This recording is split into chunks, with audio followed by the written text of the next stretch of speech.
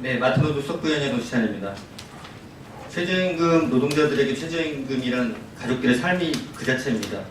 최저임금 1만원을 넘어가는 노동자들은 월 209만원, 이 정도는 받아야 사람답게 살 수 있다며 작년 뜨거운 국회 앞에서 최근 그 추운 겨울 거리에서 외쳤던 것입니다. 최저임금 노동자들의 염원을 담은 18년 최저임금 16.4% 인상 후 각 기업들은 앞다퉈 최저임금 인상분을 무력화하기 위해 각종 꼼수를 동원해 최저임금 무력화하는 조치를 취했습니다.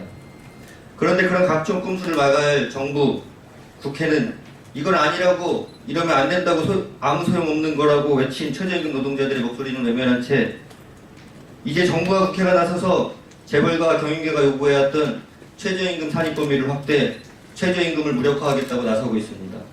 이게 정말 촛불로 태어났다고 자임했던 정부, 국민을 대표하고 있다는 국회가 맞는지 묻지 않을 수 없습니다. 최저임금 산입 범위 확대를 결정하게 된다면 어렵게 삶을 이어오고 있는 최저임금 노동자들은 국민이 아니라고 선포하는 것과 다름없는 것임을 정부와 국회는 명심해야 할 것입니다. 이마트는 매년 6천억이 넘는 영업이익을 내고 있고 지난 5년간 3조 3천억이라는 막대한 이익을 내고 있는 대한민국 10대 재벌입니다. 이런 유통재벌 이마트에는 약 2만여 명에 가까운 노동자들이 최저임금 인상에 따라 임금이 결정되는 최저임금 노동자들입니다. 이런 엄청난 이익이 나는 재벌 이마트에서 이 회사 노동자들에게 수년간 무슨 일이 벌어졌습니까? 2016년 직무수당 인상이라는 꼼수의 방법으로 최저임금 위반 사업장을 모면했습니다.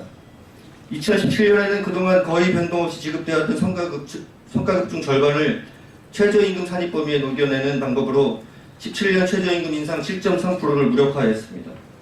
이마트 노동자들은 아무리 최저임금이 올라도 이러한 꼼수로 16년, 17년 실질 임금이 단 2%만 인상되는 어처구니 없는 상황을 맞이할 수밖에 없었습니다. 2018년 16.4% 인상, 이마트 노동자들은 실질 임금 인상을 기대했습니다.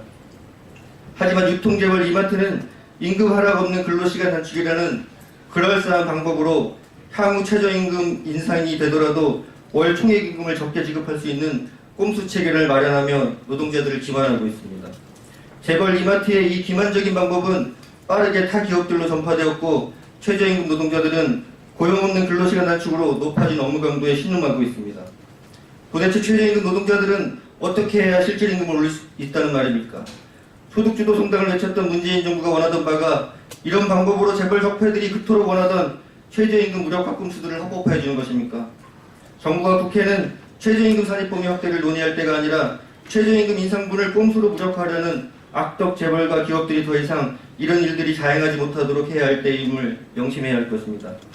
이러한 최저임금을 무력화하는 최저임금 산입법비 확대가 논의가 지속, 계약한 법안을 통과 시도하려 할 경우 마트노조는 500만 저임금 노동자들을 국민으로 보지 않는 적폐 세력들에 대해 반드시 심판받도록 강력한 투쟁을 펼쳐나가도록 하겠습니다. 감사합니다.